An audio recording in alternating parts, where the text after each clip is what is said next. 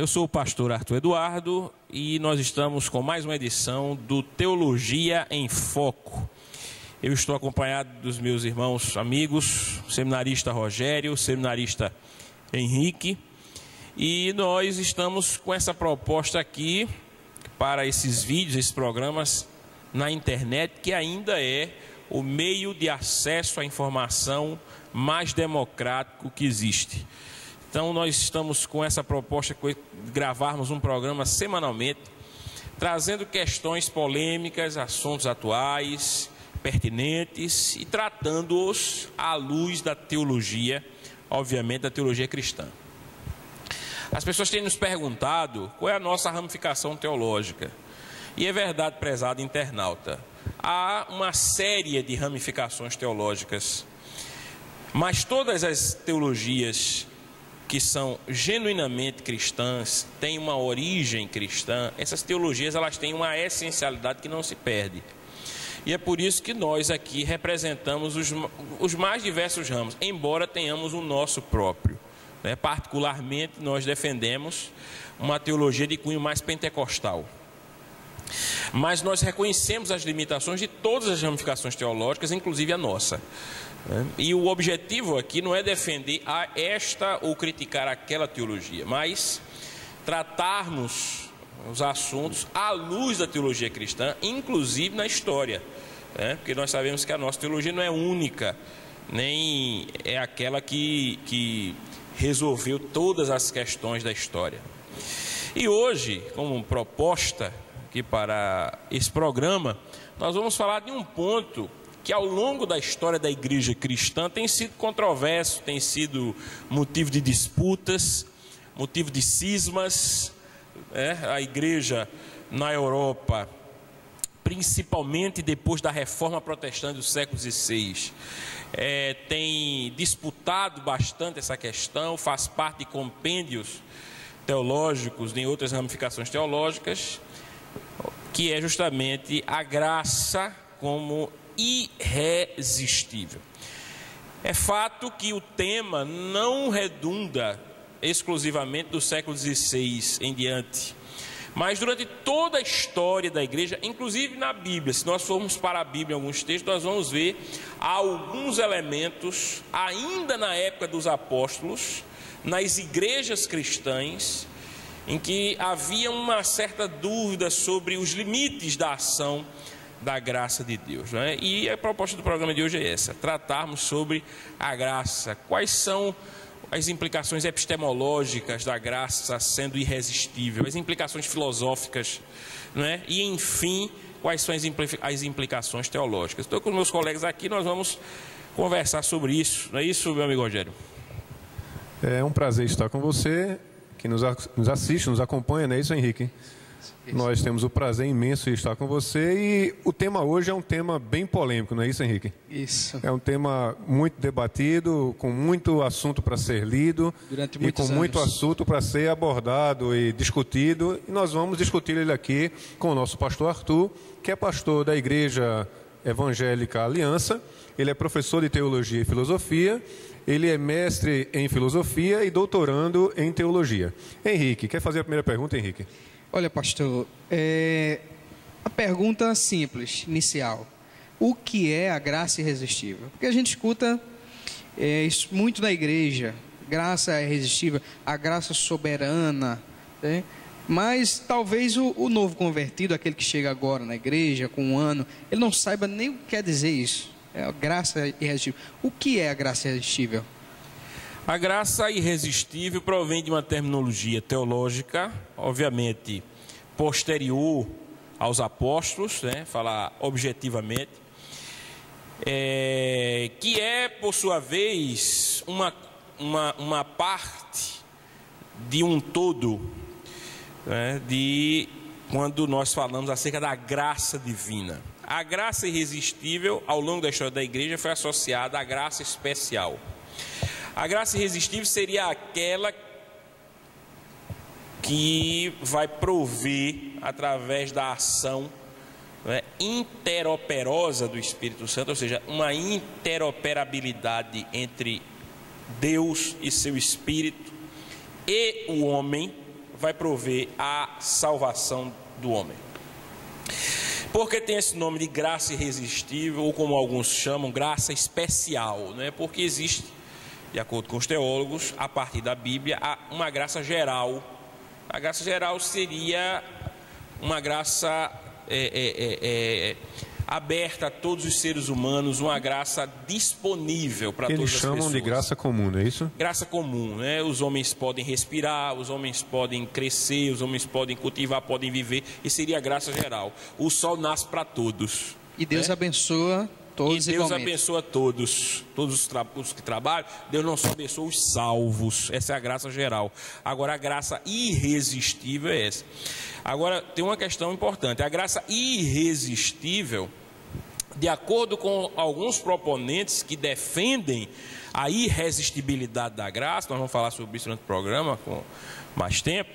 A graça irresistível não quer dizer que o homem seja controlado por Deus, quer dizer que o homem não pode resistir à vontade de Deus, quando a vontade de Deus se impõe, inclusive para a salvação. Ou seja, não há condições do homem resistir à vontade divina. Daí o nome graça irresistível. Ou seja, quando Deus chama para a salvação, quando Deus elege, como diz na palavra, na Bíblia, na Escritura Sagrada, Deus elege e o chama para a salvação, não há como o homem resistir a esse chamado. Então, pastor, você está dizendo que Deus chama, né? Então, se Deus chama para a salvação, Ele também chama para o inferno? Ou manda para o inferno, ou leva o indivíduo ao inferno? É justamente uma conclusão lógica, não é, que fazemos, que existe justamente por exclusão, não é? Ou seja, se Deus chama alguns homens, como ele mesmo diz na palavra, em vários textos, eu podia citar vários textos, mas o próprio Senhor Jesus, ele diz, muitos são chamados, poucos os escolhidos.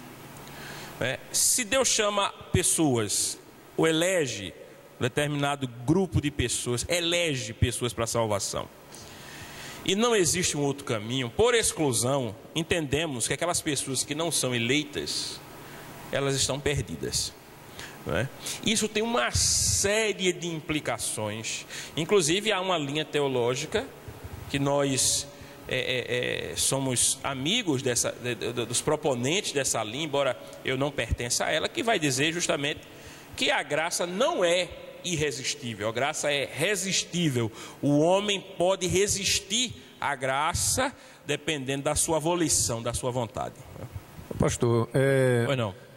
Então quer dizer que o homem não é livre para decidir sobre a sua salvação, não é isso? De acordo com a graça irresistível, a ideia da graça irresistível, o homem teria um arbítrio, ou não teria arbítrio, como defendem os mais radicais proponentes desse pensamento teológico, ou ele não teria arbítrio, ou o seu arbítrio seria limitado. Então onde fica nesse caso aí a liberdade cognitiva do homem? Onde se encaixa? É muito importante entender isso que você está perguntando, Rogério. Veja só, a liberdade cognitiva do homem, né? Quando nós falamos de entendimento. Tem um texto da Bíblia, se encontra em Atos dos Apóstolos, capítulo 16, versículo 14, que é um texto em que os apóstolos estavam pregando a umas mulheres que estavam lavando roupa num rio. E o versículo diz o seguinte: Atos 16, 14. Atos 16, 14. E uma certa mulher chamada Lídia, vendedora de púrpura da cidade de Tiatira, e que servia a Deus, nos ouvia. E o Senhor lhe abriu o coração para que estivesse atenta ao que Paulo dizia. É interessante a gente observar essa terminologia, essa fraseologia, na verdade, né? O Senhor lhe abriu o coração. É como se essa faculdade, né, de que a pessoa de fato viesse a entender o que é o processo salvífico, fosse um dom, algo dado por Deus, né? Isso corrobora penso eu, com outros textos da Bíblia que mostram realmente que o dom é de Deus, o dom da salvação. Um texto muito conhecido, por exemplo, é o de Efésios, capítulo 2, versículos 8 e 9, né? Pela graça sois salvos por meio da fé, isso não vem de vós, é dom de Deus. Um texto como esse corrobora, né, essa ideia de que o entendimento para a salvação, a abertura de entendimento para a salvação, é algo que ao homem natural está fechado. Não é que ele não tem condições, ele tem condições de compreender, porque se ele não tivesse condições, ele tinha que ser transformado em outra coisa. Veja, você não é transformado nem em outra coisa. Quando nós nos convertemos, nós não somos transformados em outra coisa. Então eu tenho um potencial de saber, de entender, de compreender aquela graça. Agora, para que eu chegue a esse estado de entendimento, pelo que a Escritura diz, só Deus realmente pode dar esse dom, né? Ô pastor, antes de Rogério falar, novamente, eu estou com uma pergunta aqui do Face, né? Pergunta bastante interessante. Então, pastor, o senhor está dizendo que não existe livre-arbítrio? Quem foi que fez a pergunta? Foi Jorge Barros. Então o senhor está dizendo que não existe livre-arbítrio. Se você limitar o livre-arbítrio, é porque, veja só, há uma ligação, obviamente, direta entre a soberania de Deus no processo eletivo do homem e o livre-arbítrio no processo volitivo do homem, né? Se você limita o livre-arbítrio à questão da salvação, pelo que a Escritura diz, como criatura perante o Criador, o homem não tem livre-arbítrio. Só que o livre-arbítrio, veja só, livre-arbítrio é um conceito que eu penso que é muito mal compreendido, né? Livre-arbítrio. Veja só, eu quero livre-arbítrio, eu quero agora ser dois ao invés de um. Ser duas pessoas ou dois entes. Vamos supor que eu tivesse essa vontade de ser duas pessoas, de ser dois entes. Eu não posso. Não é? Há um impedimento físico, né, que não permite que eu seja dois entes. Né? Eu queria, por exemplo, flutuar, voar agora. Eu posso voar com aparelhos, com máquinas, mas eu não posso voar naturalmente. Existe um impedimento físico, natural. Então, quando nós falamos de livre-arbítrio, né, eu queria estar em dois lugares ao mesmo tempo, eu queria ter onisciência. Quando nós falamos de livre-arbítrio, nem tudo que a gente quer, né, nos é possível, não no sentido moral, eu estou falando no sentido meramente físico. Ora, se nós temos impossibilidades naturais, por que não teríamos espirituais? Veja só, a questão é, não há nada que no reino espiritual impeça que nós tenhamos uma agência de arbítrio ilimitada. Não é nada que diga que existe isso no reino espiritual. Então eu penso que o nosso arbítrio não é que não exista, mas que ele é limitado, assim como é limitado no mundo sensível, no mundo material. Porque veja, eu escuto muito alguns teólogos dizerem que você só faz aquilo que Deus já determinou. Então, se o pastor levantar agora, Deus já determinou que o pastor levantasse. Se o pastor quiser sair agora aqui, Deus já determinou. É assim mesmo, pastor? Ou há controvérsias nisso? Isso é muito profundo, viu? Isso é muito profundo. Vocês que são seminaristas, né? Vocês têm que ter uma visão. E pode me interromper, viu? Quando quiser. Mas vocês têm que ter uma visão